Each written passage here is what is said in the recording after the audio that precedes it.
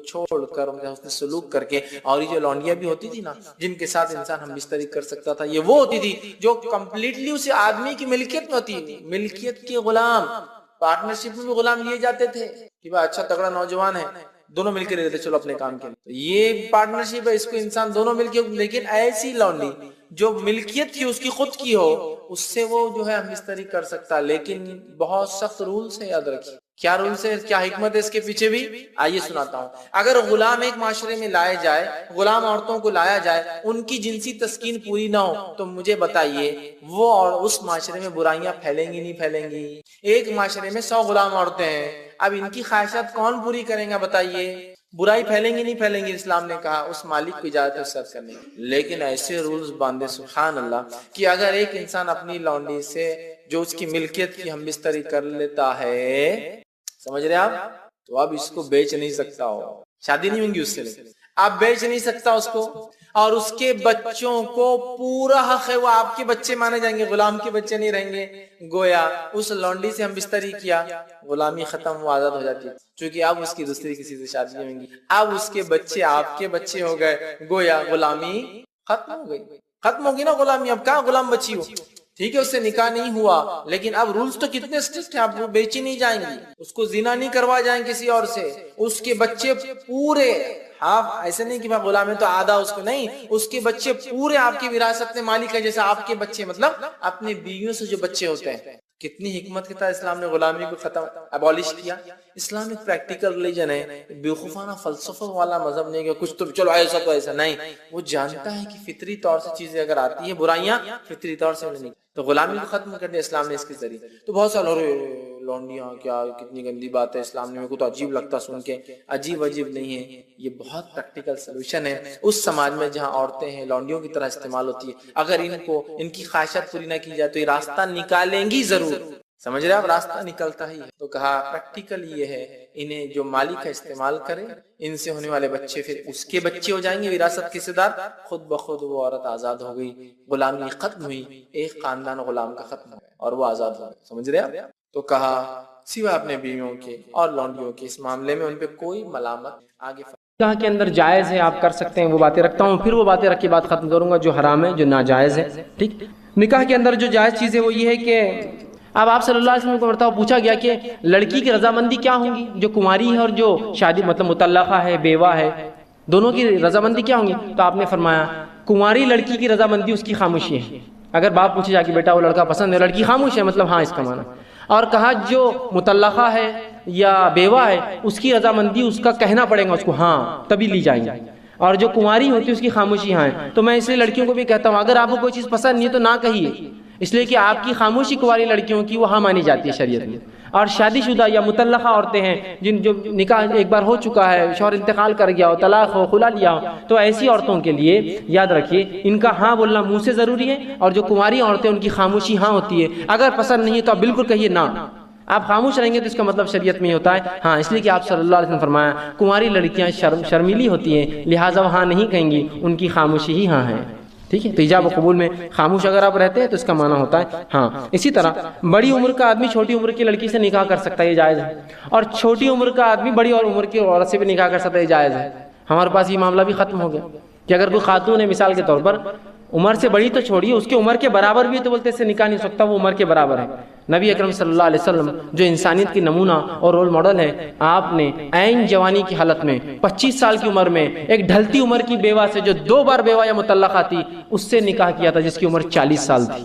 اس نبی کو ہم نمونہ مانتے ہیں نا. دیکھیے اس کی سنت کیا ہے کہ 25 سال کا ایک نوجوان لڑکا قریش کا جو کسی کے گھر میں رشتہ بھیجے تو کوئی نہ کہہ سکے. یاد رکھیے نبی اکرم صلی اللہ علیہ وسلم جس شخصیت جو خاندان سے تعلق رکھتے تھے، یہ ایسا خاندان نہ تھا کہ کوئی نہ کہہ دے اٹھ کر.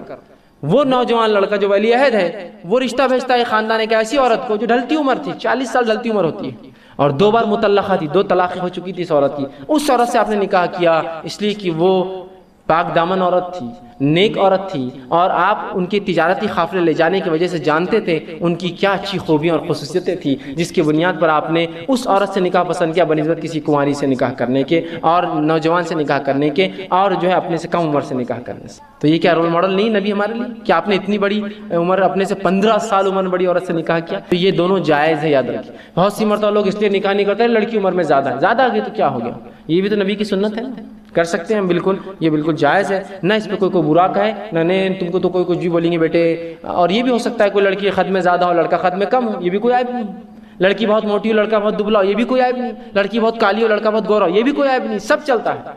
شریعت میں دینداری اصل ہے۔ اگر آپ کو گورے 1000 لڑکیاں مل رہے ہیں لیکن ایک کالی دیندار ہے، ترجیح دیجیے اس کو۔ میں کسی کی برائی بیان نہیں کر رہا ہوں کہ گورے برے ہوتے ہیں کالی اچھی، میں کچھ نہیں کر رہا، میں کہنا یہ چاہ رہا ہوں لوگ جس کو زیادہ ترجیح دیتے ہیں کوئی ضروری نہیں وہ ہر بار تقویٰ متقی پرہیزگار ہو، ٹھیک؟ تو بہرحال اس چیز کو رکھیں۔ اسی طرح نکاح میں ممنوع امور کیا ہوں گے، ناجائز امور کیا؟ انشاءاللہ اس بیچ میں کرتا جاؤں گا۔ سب سے پہلی چیز، جب انسان نکاح کرے تو اپنی بیوی کے ساتھ الفت اور محبت کا معاملہ رکھے، اور جب اس کا نکاح ہو تو پہلی رات جب پہلی بار ملے اسے کچھ تحفہ یا کچھ کھانے کی چیز دے، یہ سنت سے ثابت ہے۔ یاد ہے نبی اکرم صلی اللہ علیہ وسلم کے تعلق سے آتا ہے، مسند احمد کی روایت ہے، اور اسماء بنت یزید جو ہے رضی اللہ عنہا اس کی راوی ہے، وہ کہتی ہیں اور فرماتی ہے کہ نبی اکرم صلی اللہ علیہ وسلم کا جب نکاح ہوا تو حضرت عائشہ رضی اللہ عنہا کو میں نے ہی تیار کیا، میں نے ہی آپ کو سجایا، میں نے ہی آپ کو تیار کیا۔ جب میں نے آپ کو تیار کیا اور اس کے بعد یہ کہلوا بھیجا نبی اکرم صلی اللہ علیہ وسلم کہ عائشہ تیار ہے، نبی اکرم صلی اللہ علیہ وسلم ان کے پاس آئے، آپ کو ایک دودھ کا پیالہ دیا گیا، رسول اکرم صلی اللہ علیہ وسلم نے دودھ کے پیالے سے دودھ پیا اور پھر اس پیالے کو عائشہ کی طرف بڑھا دیا رضی اللہ عنہا۔ عائشہ نے وہ فرماتی ہے کہ تھوڑا ان کو شرم آئی، جھجک محسوس ہوئی، تو آپ نے انکار کر دیا۔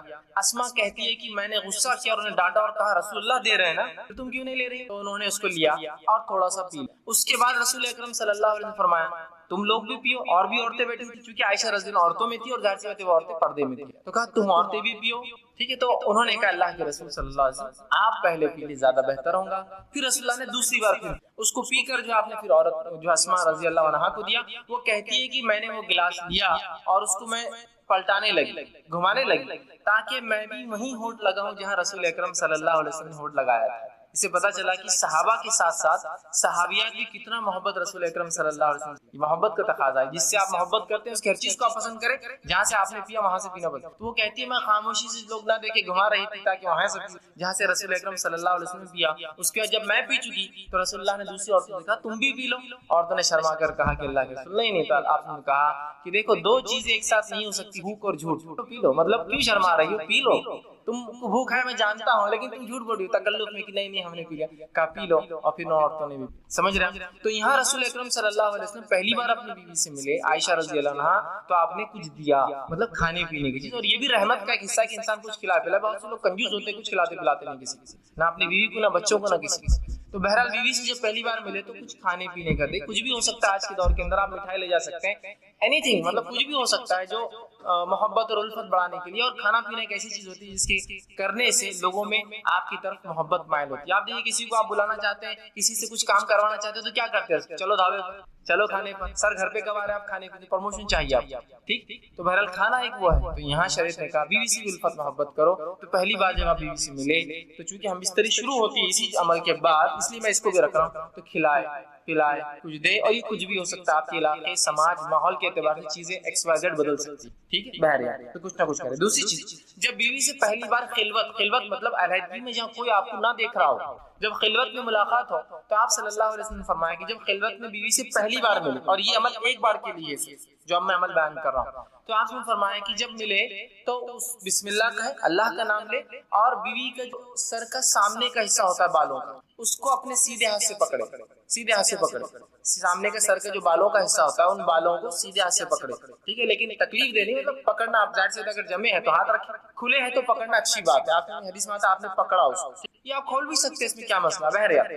تو اس کو پکڑے اور پکڑنے کے بعد اللہ کا نام لے اور ایک دعا کرے، جو کہ نبی اکرم صلی اللہ علیہ وسلم نے اس دعا جو ابو داؤد اور ابن ماجہ کی روایت ہے، یہ دعا کرے، اور یہ دعا صرف ایک بار کرنا ہے آپ کو جب آپ خلوت میں پہلی بار اپنی بیوی سے ملیں گے، ہم بستری سے پہلے یاد رکھیں، اور یہ دعا کرے اللہم انی اسألک من خیرہا وخیر ما جبلتہا علیہ، اے اللہ میں تجھ سے اس کے خیر کا سوال کرتا ہوں اور جس خیر پر تو نے اسے پیدا کیا اس خیر کا سوال کر. اور پھر فرمایا علیہ واعوذ بک من شرھا وشر ما جبلت علیہ، اور میں پناہ مانگتا ہوں تجھ سے اس کے شر سے، اور میں پناہ مانگتا ہوں تجھ سے اس کے شر سے اور اس شر سے جس پر تو نے اس کو پیدا کیا ہے. تو بہرحال یہ ایک بار دعا کرنا ہے.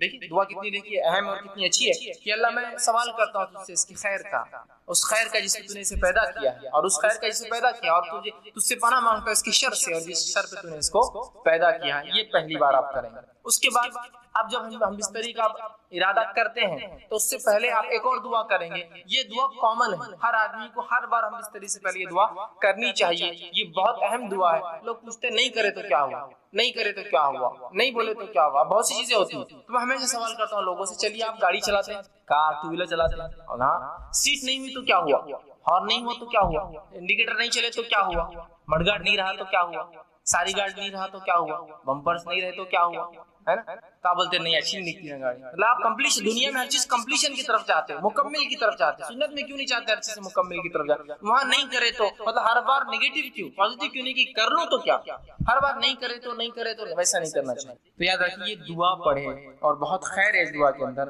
تو آپ صلی اللہ علیہ وسلم جو معاف کرنا بہرحال وہ دعا سے پہلے ایک چیز میں بھول گیا تھا، وہ یہ کہ جب انسان ہم بستری سے ارادہ کرے تو اس سے پہلے نکاح کی رات جو ہے نماز پڑھنا بھی یاد رکھیے. یہ عمل بھی جو ہے صحابہ سے ملتا ہے، صحابہ سے ملتا ہے. ٹھیک، اس کے تعلق سے ایک روایت آتی ہے کہ میاں بھی اکٹھے نماز پڑھے. ایک جو ہے تابعین فرماتے ہیں، ابھی سعد ان کا نام تھا جو کہ غلام تھے، وہ کہتے ہیں میں نے غلامی کی حالت میں نکاح کیا اور اس کے بعد جو ہے ابو ذر غفاری رضی اللہ عنہ، ٹھیک ہے، اس کے بعد وہ کہتے ہیں کہ عبداللہ ابن مسعود اور حذیفہ بن یمان رضی اللہ عنہم کو دعوت دی. یہ صحابہ کو دعوت دی بڑے بڑے.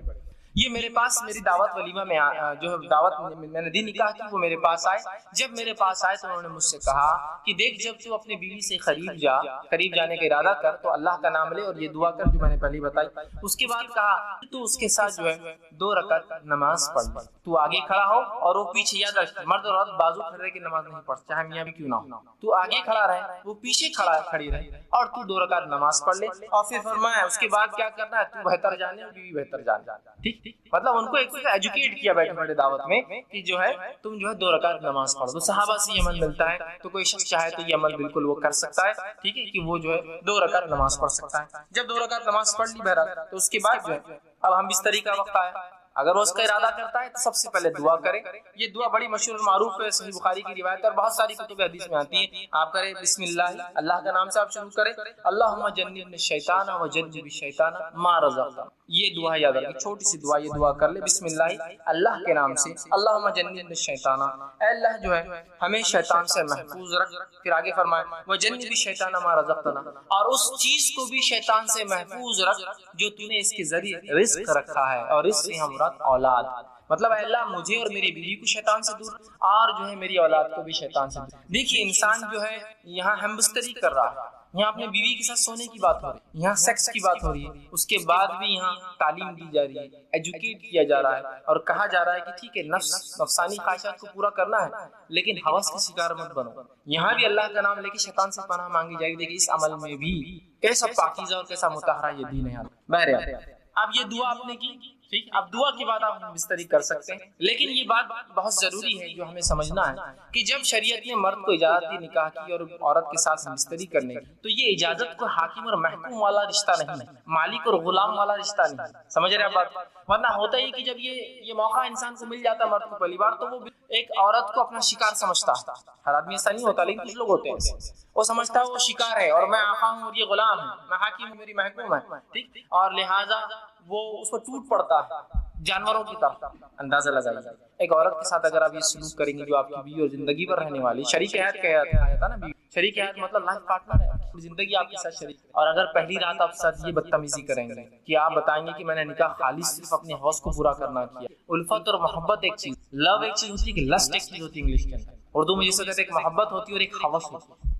تو ہمیں محبت کی اجازت ہے، ہوس پوری نہیں کرنا ہے. ہمیں جو لو کی اجازت ہے، ہم کو لس نہیں. ٹھیک ہے، انسان ظاہر سی بات ہے وہی عمل کر رہا ہے جو لس میں ہوتا ہے، لیکن اس میں محبت کے تقاضے کے ساتھ یہ میرا اپوننٹ پارٹنر میری بیوی ہے، اس کے ساتھ زندگی گزارنا ہے. ٹھیک، تو یہ بات بڑی ہے ہمیں سمجھنا. تو انسان جو ہے جب اپنی بیوی سے تعلقات قائم کرے تو اس کو حاکم اور محکوم اور ظالم اور مظلوم والا رشتہ نہ بنا دے، بلکہ اس کو محبت اور الفت والا معاملہ رکھے۔ اور ہم بستری سے پہلے جو باتیں ہم کو رسول اکرم صلی اللہ علیہ وسلم اور صحابہ کے آثار مطلب صحابہ کے عمل سے پتہ چلتی، وہ یہ ہے کہ یہ لوگ فور پلے کرتے، ہم بستری سے پہلے کچھ بیوی سے کھیلتے۔ اور ایک روایت میں رسول اللہ صلی اللہ علیہ وسلم کی اس بات کا کھلا اشارہ آپ نے فرمایا، جب ایک صحابیہ کا اللہ کے رسول نے ایک عورت سے نکاح کیا لیکن یہ مطلقہ ہے، مطلب اس کی شادی ہو چکی ہے اور یہ جوان تھے صحابہ، تو اللہ کے رسول صلی اللہ علیہ وسلم نے فرمایا کہ تو نے کنواری لڑکی سے کیوں نے نکاح کیا تاکہ وہ تجھ سے کھیلتی اور تو اس سے کھیلتا؟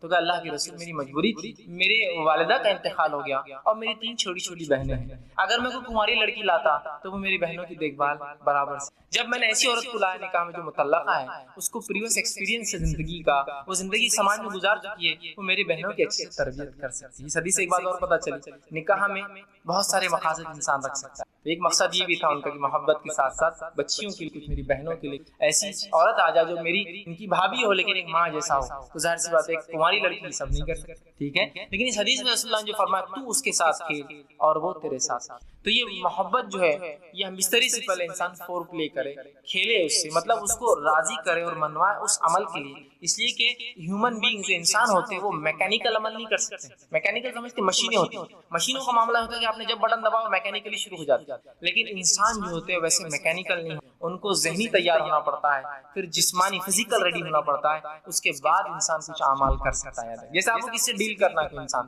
تو بہت ساری باتیں ہوں گی، ملاقاتیں ہوں گی، ٹھیک ہے، اس کے بعد کوئی ڈیلنگ فائنل تک پہنچیں گے، سیم ویسے ہوتا ہے۔ تو اس بات کو ذہن میں رکھیں، اور بالخصوص پہلی رات میں تو آپ خاص طور سے اس کو یہ نہ کرے کہ ٹوٹ پڑنے کا معاملہ کرے، بلکہ سنت کو لحاظ رکھتے ہوئے، شریعت کا لحاظ رکھتے ہوئے، انسانی ذہنیتوں کا لحاظ رکھتے ہوئے، سامنے والے فریق کی، آپ کی بیوی کی عمر کا لحاظ بھی رکھ سکتے ہیں۔ ہو سکتا ہے کوئی انسان 40 سال کا اور نکاح 20 سال سے کیا ہو، جائز ہے بالکل، تو اب یہاں سمجھنا پڑے گا اس کی عمر کا تقاضا کم ہے، تو ظاہر سی بات ہے، سمجھ رہے ہیں بات کو، یہ تمام چیزیں آپ جو ہے ذہن میں انسان رکھیں۔ تو فور پلے جس کو ہم کہتے ہیں کہ ہم بستری سے پہلے کچھ ایسی چیزیں جس سے انسان اس عمل کی طرف راغب ہو جو عمل اس کو کرنا ہے، جو کہ اللہ نے اس کے اوپر جائز قرار دیا اور مباح ہے اس کے لیے کرنا، حلال ہے اس کے لیے کرنا، جس سے اپنے آپ کو تسکین دے سکتا ہے، سکون حاصل اور اطمینان حاصل کر سکتا ہے۔ سمجھ رہے ہیں بات؟ تو فور پلے کی بڑی اہمیت ہے، اس کے اندر مختلف چیزیں ہو سکتی ہیں، انشاءاللہ آگے آئیں گا تو اس میں کچھ پوائنٹس کے ڈسکس کرتا جاؤں گا، ٹھیک؟ فور پلے ہونے اس سے پہلے کہ انسان تیار کرے اپنے فریق۔ دوسری چیز یہ کہ دونوں کا اس عمل کے لیے راضی ہونا ضروری ہے، اس طریقے دونوں کا اس عمل کے لیے راضی ہونا ضروری ہے، اس لیے کہ یہ کوئی ون سائڈ معاملہ نہیں ہے، اور مرد کے راضی ہونا یہ بالکل واضح ہوتا ہے، لیکن عورت راضی ہے نہیں راضی ہے یہ واضح نہیں ہوتا ہے۔ مرد اس عمل کے لیے راضی ہے، وہ ظاہر ہے اس کی جسمانی کیفیت اور اس کا جسمانی کیفیت اس کی اشارہ کر دیتی ہے کہ مرد تو راضی ہے اس عمل کے لیے، لیکن ظاہر سی بات ہے عورت کے اندر ایسی کوئی چیز نہیں ہے جس سے پتہ چل سکے کہ اس عمل کے لیے وہ راضی ہے۔ بات سمجھ رہے ہیں آپ نے؟ تو ظاہر سی بات ہے دونوں کی رضامندی ضروری ہے، تو مرد راضی ہے عورت سمجھ سکتی ہے، لیکن عورت راضی ہے مرد سمجھ نہیں سکتا، اس کی ظاہر سی بات جسمانی اعتبار سے، تو اس کو اس معاملے میں تیار کرنا ہوگا، اس کو اس معاملے میں پوچھ سکتے ہیں آپ، اس کو اس معاملے میں اس کی بھی حامی لے سکتے ہیں، اور حامی اس کا ہاں ہر بار زبان سے بولنا نہیں ہے، کچھ باتیں آپ سمجھ سکتے ہیں جس کہاں ہوتی ہیں، سمجھے نا، انسان کی آنکھوں کے اشارے، جسمانی ہوا جس سے انسان سمجھ سکتا ہے کہ اس کا معنی ہاں۔ اس معاملے میں خواتین سے میری بالخصوص درخواست یا نصیحت جو ہوگی وہ یہ ہے کہ بہت ساری عورتیں، مرد تو راضی ہے اس عمل کے لیے، پہلے دن کی بات ہے، ہم عام بات کر رہے ہیں، تو یہ بات یاد رکھیے، اور یہ ہمیشہ کے لیے عام اعتبار سے بھی اور اس دن کے لیے بھی خاص بھی، نکاح کے رات بھی اور اس کے بعد بھی، کہ عورتیں جو ہے اپنی رضامندی کا بھی اپنے شوہر سے اظہار کرے۔ اگر وہ یہ نہیں کرتی تو بہت ساری طلاق کی صرف یہ وجہ بنتی ہے کہ وہ کہتا ہے کہ میری بیوی میں سے کبھی راضی نہیں، آج تک اس نے ایک بار بھی مجھ سے جو محبت کی بات نہیں کہی یا محبت کے لیے خود راضی نہیں۔ تو عورتوں کو بھی اس معاملے میں آگے حصہ لینا پڑے گا بڑھ کر، چونکہ یہ ایک ایسی چیز ہے جس میں صرف مرد شامل ہے۔ اگر عورت اپنا حصہ نہیں رکھیں گی تو مرد کے لیے، میں معاف کرنا الفاظ اگر میرے سخت لگ رہے ہو تو، لیکن سمجھیے اس بات کو، مرد کے لیے صرف آپ کھلونا ہو جائیں گے، اس کے علاوہ آپ کی کوئی حیثیت نہیں باقی۔ حضرت رسول کیا فرما رہے ہیں کہ تو اس کنواری سے نکاح کرتا تو وہ تجھ سے کھیلے اور تو اس سے کھیلے۔ دیکھیے الفاظ غور کیجیے، حدیث دونوں کے لیے کہا، یہ نہیں کہا کہ تو اس سے کھیلے، وہ تجھ سے کھیلے اور تو اس سے کھیلے۔ تو یہاں رسول اللہ صلی اللہ علیہ وسلم اشارہ کر رہے ہیں کہ اگر کنواری ہوتی وہ تجھ سے کھیلتی، مطلب وہ ایک پارٹ بنتی اس گیم کا، وہ اس کھیل کے اندر تیری حصے دار بنتی، شریک بنتی۔ تو یہ بات ہے، یہ بیاہی، اب دیکھیے بہت سی بات میں سمجھتا ہوں شوہر کے ساتھ کمرے میں رہ کے بھی آپ بیاہی کا سوچیں گے تو میں سمجھتا ہوں اب کوئی تقاضے باقی نہیں رہے۔ یہاں بیاہی ہے کچھ نہیں ہے، اب آپ کا شوہر ہے وہ، یہ آپ کو سمجھنا پڑے گا، ٹھیک ہے؟ تو یہاں عورتیں اپنی رضامندی کا اظہار کریں جو مختلف طریقوں سے وہ کر سکتی ہیں۔ مختلف طریقوں سے کر سکتے. جب یہ عورتیں اس میں لیک کر جاتی ہیں، کمزور پڑ جاتی ہیں، تو مرد کو ایسی عورتیں پسند آ جاتی ہیں جو اس طرف اشارے کرتی ہیں اور مائل کرتی ہیں. جو بری عورتیں ہوتی ہیں، جو فحشائیں ہوتی ہیں، وہ اپنی رضامندی کا کنٹینیوس اظہار کرتے رہتے. تو جب عورتیں ہیں جن کے لیے جائز اپنے شوہر سے جو کام کرنا، تو کیوں نہیں وہ اپنے اظہار کر، کیوں نہیں بتا رہی؟ چونکہ مرد راضی ہے، تیار ہے، اس کے جسمانی کیفیت سے پتہ چل جاتا ہے. عورت کو کیسے پتہ چلے جب تک کہ آپ، اور اس میں کوئی حیا اور بے حیائی کا تقاضا نہیں. یاد رکھیے آپ کی محبت اور الفت ہے، اور اس کو کہیں گے محبت کی سب سے اونچائی. یاد رکھیے جو میاں اور بیوی، تو آپ بھی اپنی رضامندی کا ضرور جو اپنے شوہر سے اظہار کریں، ٹھیک ہے. ورنہ اکثر طلاقوں کی وجہ یہ بنتی ہے کہ شوہر کا دعویٰ ہے کہ بیوی نے آج تک فلاں نہیں کیا، اور پھر وہ الزام لگاتا ہے اس کا سیکس کمزور ہے، یا اس کی قوت باہ اس میں نہیں ہے، اور فلاں نہیں ہے، فلاں نہیں ہے. تو وہ سب طرف کیوں جا رہے ہیں؟ شریعت نے آپ کو بتا دیا، رسول اللہ صلی اللہ علیہ وسلم کہہ رہے ہیں.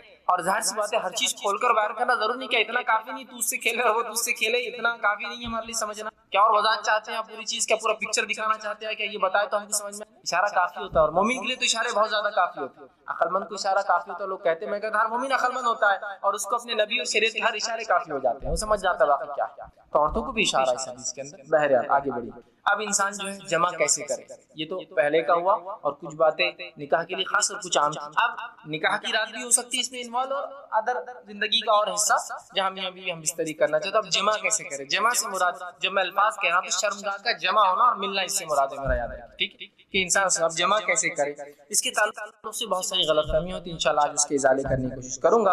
اب انسان اپنی بیوی سے کیسے جمع کر سکتا ہے؟ آئیے اللہ رب العزت کا جواب اپنی کتاب، اس کی کتاب میں جس نے دیا اس سے ہم شروع کرتے ہیں. اللہ رب العزت فرماتا اور کہتا ہے سورہ بقرہ سورہ نمبر 2 آیت نمبر 223، اور فرماتا ہے نساء حرث لکم فاتوا حرثکم ان شئتم. کہ اللہ فرماتا اور کہتا ہے تمہاری عورتیں تمہارے لیے کھیتیاں ہیں، اور تم جس طرح سے چاہو اپنے کھیتوں میں آؤ.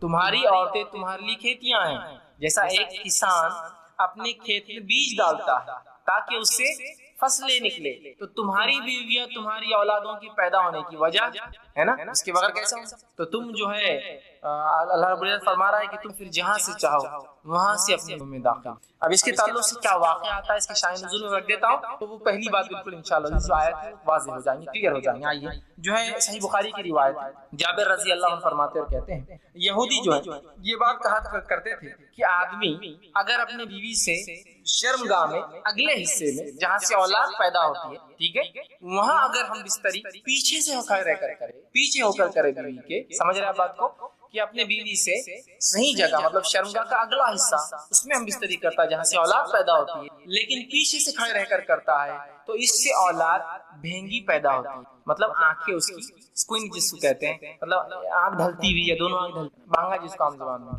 ٹھیک ہے، بھینگا جس کو، تو ویسا پیدا ہوتا ہے. جب یہ بات صحابہ تک پہنچی تو صحابہ نے رسول اللہ سوال کیا، اللہ کے رسول، یہودی کہتے ہیں کہ ایسا اگر کرنے سے بچہ بھینگا پیدا ہوتا ہے، اسکوئن ہوتی ہے اس کی آنکھیں، ڈھلتی بھی ہوتی ہے، خراب ہوتی ہے، دونوں بیچ میں آ جاتی ہے. تو آپ صلی اللہ علیہ وسلم نے اس کے جواب میں اللہ رب العزت نے یہ آیت نازل کی. جب یہ آیت نازل ہوئی تو آپ نے فرمایا اور کہا آگے سے یا پیچھے سے مگر مقام پیدائش میں.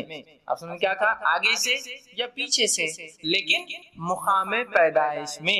سمجھ رہے ہیں؟ مطلب جہاں سے اولاد پیدا ہوتی ہے وہیں انسان کر سکتا ہے، اس کے علاوہ کرنا حرام ہے. انشاءاللہ اس کی تفصیل آگے رکھوں گا کیا حرام ہے اس معاملے میں، ٹھیک ہے. تو چاہے انسان آگے سے پیچھے سے ہو لیکن مقام پیدائش میں. آئیے دوسری روایت، عبداللہ ابن عباس رضی اللہ عنہ فرماتے ہیں، یہ ابو داؤد کی روایت، آپ نے فرمایا تھوڑی طویل روایت ہے لیکن بہت ساری باتیں علم کی اس میں آ رہی ہیں اس روایت کے اندر، بالخصوص اس مسئلے کے تعلق. وہ کہتے ہیں مدینہ میں انصار جو ہے یہودیوں کی اتباع کرتے تھے، کیونکہ انصار تو مشرک تھے، ان کے پاس کوئی عقیدہ نہیں تھا. یہ تو لیکن اہل کتاب کو یہ بڑا اونچا سمجھتے جو کتاب کے حامل لوگ، تو ہر چیز میں وہ یہودیوں کو فالو کرتے، حتیٰ کہ یہودی اپنے بیوی کو چت لٹاتے، مطلب چہرہ اوپر عورت لیٹی ہے اور اس کے بعد ہم بستری کرتے، تاکہ اس سے کیا ہوتا، سطر کے لیے بھی اچھا ہے. انسان جب مرد لیٹ جاتا ہے عورت پہ تو پوری ڈھک بھی جاتی ہے، تو طہارت کے لیے بھی اچھا ہوتا ہے، اور سطر پوشی کے لیے بھی خاموں کا زیادہ سطر کھلتا نہیں ہے، اچھا ہوتا ہے. تو یہودی صرف اس پوزیشن کو، اس طریقے کو حلال مانتے تھے. چونکہ انصار رسول اللہ کے آنے سے پہلے، اسلام سے پہلے ان کو دیکھتے تھے، ان کو فالو کرتے تھے، اس معاملے میں بھی یہودیوں کو فالو کرتے تھے کہ نہیں یہودی بول رہے تھے، اہل کتاب ہے، ان کے پاس ایک دھرم تھا جو اللہ کی طرف سے آتا، لہٰذا ان کو فالو کرنا چاہیے، تو اس معاملے میں ان کی بھی اتباع کرتے. عبداللہ ابن عباس فرماتے لیکن ہم جو ہے جو مہاجر، ہم مکے والے لوگ، مکے کے جو لوگ تھے، وہ مختلف قسم سے اپنے بیویوں سے تعلقات قائم کرتے، آگے سے پیچھے سے لٹا کر، ہاتھوں پہ ان کو کھڑے کر کے، مختلف چیزوں سے، اور جنس کی جو ہے ہم بستری کی لذتیں اٹھایا کرتے. لیکن جب مہاجر مدینہ پہنچے اور انصاریوں سے نکاح شروع کیا، اور جب ایک مہاجر نے ایک انصاری عورت سے نکاح کیا اور نکاح کرنے کے بعد جیسا ان کا طریقہ تھا کہ وہ مختلف انداز سے مختلف طریقوں سے صحیح جگہ میں بستری کرتے، مطلب شرمگاہ میں اگلے حصے میں کرتے، جب اس نے ڈیمانڈ کیا اس شخص نے تو اس انصاریہ نے کہا ہم تو صرف ایک طریقہ اپناتے، اس عورت نے بھی صحابیہ تھی، وہ ہے چت لیٹنا اور تم اوپر سے رہو۔ اس نے کہا ایسا کیوں؟ ہم تو مختلف چیزیں کرتے ہیں جس کو عام زبان میں بہرحال آسن کہتے ہیں، لوگ بہرحال سمجھتے ہیں آسن کہتے ہیں تو شاید سنسکرت لفظ ہے، یہ ہندی کا لفظ ہے، بہرحال تو ہم تو مختلف کرتے ہیں۔ تو انہوں نے کہا نہیں میں تو یہ کرنے لگا، جھگڑا بڑھ گیا، اس نے کہا میں تو ایسے ہی کروں گا، اس نے کہا ہمارے پاس یہ طریقہ نہیں، اور بات رسول اکرم صلی اللہ علیہ وسلم پہنچ گئی اور پھر یہ آیت نازل ہوئی تمہاری بیویاں تمہاری کھیتی ہے، تم جہاں سے چاہو، مطلب جو مہاجر کر رہے تھے صحیح کر رہے تھے، مختلف پوزیشنز ہو سکتے ہیں لیکن اگلے حصے میں صرف پیدائش کے حصے میں انسان کر سکتا ہے۔ تو یہ روایت میں بہرحال بہت ساری باتیں آ گئی اور بہت ساری باتوں کا جواز ہمیں مل گیا۔ آگے آئیے،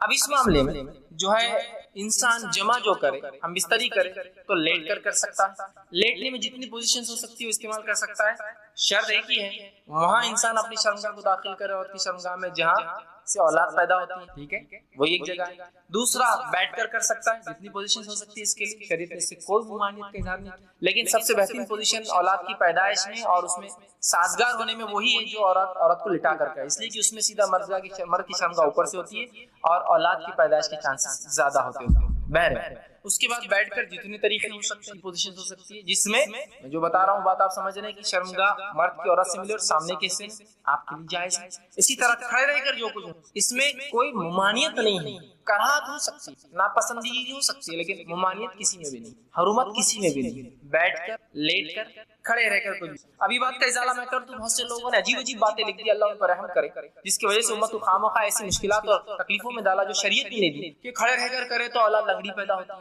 بیٹھ کر کرے تو اولاد فلاں پیدا ہوتی ہے، پیچھے سے کرے۔ آج بھی میں کہہ رہا ہوں کہ اگر کوئی لڑکا بہنگا آ جاتا ہے جس کی آنکھیں اسکلنٹ ہو، اس کی آنکھیں برابر نہ ہو، تو عورتیں اس کو دھکا دے کے ہنستی مجلس میں، ان کے ماں باپ نے کیا کرے تھے دیکھو بچہ۔ آج بھی میں کہہ رہا ہوں کیسی عجیب بات ہے، شریعت کلیریفیکیشن دے رہی ہے، قرآنی آیتیں نازل ہو رہی ہے، اس کے بعد بھی کہ ہماری عقل، اب عقلوں کا کیا بھائی، علم کی کمی ہی یہ سب چیزوں کی وجہ ہے۔ لا علمی جو نقصان پہنچاتی ہے نا، وہ کوئی چیز، کوئی ہتھیار، کوئی دشمن آپ کو جو نقصان نہیں پہنچائیں گے نا، آپ کی اور ہماری لا علمی اسلام کے تعلق سے نقصان پہنچائے۔ بہرحال تو کوئی بھی پوزیشن اختیار کر سکتی، کوئی ممانعت کسی بھی پوزیشن کی ثابت۔ اسی طرح سیکنڈ چیز، ہم بستری کے اندر بیوی کو چومنا اور بوسہ لینا جسم کے ہر حصے کو جائز ہے، تمام اعضاء کو چومنا یا بوسہ لینا آپ کے لیے جائز ہے۔ اس کے مختلف طریقے ہو سکتے، وہ تمام جائز۔ بوسہ لینے کے مختلف طریقے ہو سکتے، پورے جائز، انسان جو ہے مختلف سر پہ لیتا ہے، پیشانی لیتا ہے، گال پہ لیتا ہے، ہونٹ پر لے سکتا ہے، تمام جائز۔ اس کے علاوہ جسم پر لے سکتا ہے، جائز ہے، تمام جسم پہ بوسہ لینا اور چومنا جائز ہے، انکلوڈنگ ایوری تھنگ میں کہہ رہا ہوں۔ اس کے بعد دوسری جو غلط فہمی ہوتی ہے، لوگ سوال کرتے ہیں وہ یہ ہے کیا میاں بیوی ایک دوسرے کے جسم کو تمام حصوں کو ہاتھ لگا سکتے ہیں؟ تو ہاں، میاں اور بیوی اپنے جسم کے تمام حصوں کو ہاتھ لگا سکتے ہیں، انکلوڈنگ ملا کر اپنی شرمگاہ کا اگلا اور پچھلا حصہ ہاتھ لگانے میں اجازت ہے۔ اسی طرح میاں اور بیوی اپنے جسم کے تمام حصوں کو دیکھ سکتے ہیں، انکلوڈنگ اگلا اور پچھلا حصہ۔ کوئی نہ دیکھنا چاہے اس کا اپنا مسئلہ ہے، اس کی اپنی طہارت میں اس کا اعلیٰ مقام ہے، لیکن کسی کوئی حرمت اور کراہت ثابت نہیں ہے۔ اس لیے کہ آپ سے سوال ہے اللہ کے رسول ہم نے بیویوں کا کیا دیکھے اور کیا نہ دیکھے، تو کہا تم اپنے بیویوں کا سب کچھ دیکھ، اپنے بیویوں کا جو چاہو سب کچھ۔ تو حدیث نے کھلی آپ کو اجازت دے رکھی، چھونے کے معاملے میں تمام اعضاء اور دیکھنے کے معاملے میں تمام اعضاء۔ یہ بات اس لیے کہہ رہا ہوں کہ بہت سے لوگوں نے پتہ نہیں ایسی باتیں کہہ دی، اللہ رحم کرے، کہاں سے لایا مجھے نہیں پتا، کہ اگر بیوی کی شرمگاہ دیکھ لی تو اولاد بگڑی بھی پیدا ہوتا ہے۔ تو کیسے ریسٹرکشنز ہم دے رہے ہیں جو ریسٹرکشن شریعت کے نہیں ہیں، کیسے، مطلب سوچیے نا آپ، کیسی عقل کام نہیں کرتی، کیسے ریسٹرکشن۔ تو لہٰذا اس بات کے تعلق سے لوگ بہت سوال کرتے ہیں، میں نے اس کا کلیریفیکیشن پورا بہرحال سوال کے تعلق دے دیا۔ دونوں ہی چیز یاد رکھیں، چھونے کے معاملے میں اور دیکھنے کے معاملے میں میاں اور بیوی کمپلیٹ رائٹ ہے، کمپلیٹ حق ہے، وہ جو چاہے اس معاملے میں کر سکتے ہیں۔ ٹھیک، اب آئیے اس معاملے میں ہم اس طرح منائی کس چیز سے وہ بھی دیکھ لیں، اور افضل کب اور کہاں اور کیسے، وہ بھی دیکھ لیں۔ آئیے آگے بڑھیں۔ تو اس معاملے ہم اس طرح میں دبر، پیچھے سے، مطلب شرمگاہ کے پچھلے حصے میں عورت کے داخل ہونا حرام ہے، جس کو عام زبان میں کہیں گے پیخانے کی جگہ۔ عورتوں کے جو شرمگاہ ہوتی ہے وہ مردوں کے مقابلے میں مختلف ہوتی ہے اس معاملے میں کہ مرد کی شرمگاہ کا ایک ہی حصے سے پیشاب بھی نکلتا اور منی بھی نکلتا، لیکن عورتیں مختلف، عورتوں کے پیشاب کی جگہ الگ ہوتی ہے اور شرمگاہ الگ، جہاں اولاد پیدا ہوتی ہے وہ جگہ الگ ہوتی ہے، اور पैखाने की जगह अलग होती है। तो मर्दों में 2 ही हिस्से हैं जहाँ से निकलता, औरतों में 3। तो याद रखिए मर्द के लिए औरत की जो है शर्मगाह के अलावा कोई भी अमल करना दुरुस्त नहीं। और बिलखुसूस दुबुर की तो हुर्मत शरीयत ने इतनी सख्त साबित की। मुस्नद अहमद की रिवायत जो है उम्मे सलमा रजी अल्लाह अन्हा फरमाती है, जब मुहाजिरीन अंसार के पास मदीना आए तो इनकी औरतों से जो है शादियां रचाई। मुहाजिर औरतों को जमीन पर लिटाकर या इनके हाथ को जमीन पर रखकर घुटनों के बल इनको कर जिमा करते, फायदा उठाते। मुहाजिरीन में से एक आदमी ने अंसार की औरत से निकाह कर लिया और इरादा किया कि वैसे ही काम करे जैसा वो उनके पास चलन था करे। तो उसने इनकार कर दिया और कहा जब तक रसूल अकरम सल्लल्लाहु अलैहि वसल्लम पूछ कर नहीं आऊंगी अमल नहीं करने दी। उसने कहा ठीक है, जब पूछ कर आ जा। वो औरत सुबह होने के बाद रसूल अकरम सल्लल्लाहु अलैहि वसल्लम के पास पहुंची। जब खिदमत में पहुंची तो बड़ी शर्म आई, कैसे पूछूं कैसे पूछूं। तो उम्मे सलमा रजी अल्लाह अन्हा जो आपकी अज़ीज़ बीवी थी उनसे कहा कि जरा आप रसूलुल्लाह से पूछ दीजिए ना कि ये अमल क्या जायज है। तो आप सल्लल्लाहु अलैहि वसल्लम ने ये आयत पढ़ी जो आयत नाज़िल हुई थी सूरह बकरा की, मैंने पहले लग दी, निसाउकुम हर्सुल लकुम फातु हर्साकुम अन्ना शि'तुम, तुम्हारी बीवियां तुम्हारी खेती, जहां से चाहो दाखिल हो जाओ। जो है और वो आगे अल्लाह के सवाल नहीं मगर एक ही जगह मुकाम पैदाइश का दाखिल हो, लेकिन नहीं मगर एक ही जगह मुकाम पैदाइश।